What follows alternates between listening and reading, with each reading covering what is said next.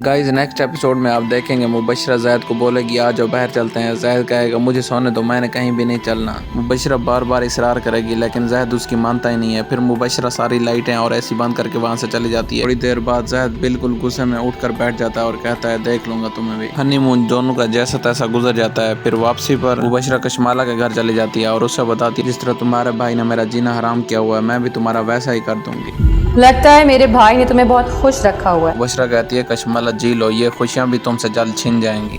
अब जब जब मुझे सजा मिलेगी ना कशमाला तुम्हें भी मिलेगी। मुबशरा वहाँ पर उनकी तस्वीर भी तोड़ देती है जिसमें कशमाला और उसके हस्बैंड की तस्वीर होती है और वो फेंक देती है। जाहिद असल में मुबशरा हर किसी को अपनी उंगली पर नचाना चाहती होती है लेकिन जाहिद ऐसा बिल्कुल भी नहीं है। जाहिद जो भी कर रहा है वो उस लड़की की वजह से कर रहा है। मुबशरा के बाद जो सबसे बड़ा पापी होता है वो जाहिद का बाप होता है जो बहुत ज्यादा इंतशार फैला रहा होता है। ये समझता है जाहिद जो इतना डिस्टर्ब है इसके पीछे उस सारी लड़की का हाल है। उसने एरा की गलती पर उसके भाई को पिटवाया, उसकी सही दुर्गत बनवाई, फिर एरा को जाहिद के दिल से भी निकलवाया और वहाँ से भी नहीं थका। फिर उसने एरा के भाई को भी मरवाया, वहाँ पर उसके सही चोटें लगी, वहाँ से भी नहीं थका। फिर एरा को उसने जॉब से निकलवाया, वहाँ से भी नहीं थका। अब चाहता है कि मैं ऐसी लड़की को बिल्कुल नहीं छोड़ूंगा। अब जाहिद का बाप अकल से इतना पागल हो जाता है वो आए दिन एरा के भाई के ऊपर हमले करवाता रहता है। अब उनकी गाड़ी के शीशे भी तोड़वा दिए हैं उसने। एरा का भाई बाहर देखने आता है तो उसे 2-3 गुंडे आकर धमकाते हैं और फिर वहाँ से चले जाते हैं। सारे फसाद और फितने की जड़ पर रखी है।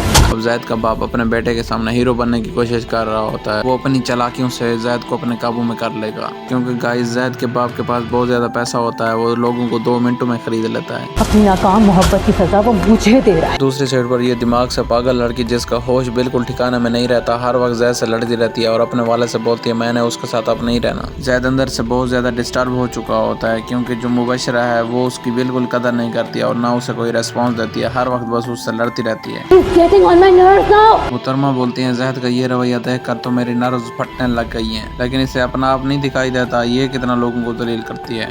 इस एटीट्यूड से तुम्हारी ये शादी नहीं चल सकती। वो बुशरा अपने डैड को कॉल करती है और कहती है डैड मैं जाहिद का ऐसा बिहेवियर बर्दाश्त नहीं कर सकती, मुझे अब उससे नफरत होने लग गई है। आगे से उसका बाप उसे कहता है तुम्हें क्या हो गया है? जाहिद एटीट्यूड से बहुत ज्यादा नफरत करता है। तुम अपना एटीट्यूड काम रखो वो तुम्हारे पीछे भी आएगा। I just don't like her. Next episode में आप देखेंगे जाहिद को उसकी अपनी बहन से मुलाकात होती है। वो कहती है भाई अगर आप खुश नहीं रहना चाहते तो हमें तो खुश रहने दें। मुबशरा आए दिन हमारे घर आ जाती है और हमें बहुत ज़्यादा सुनाती रहती है।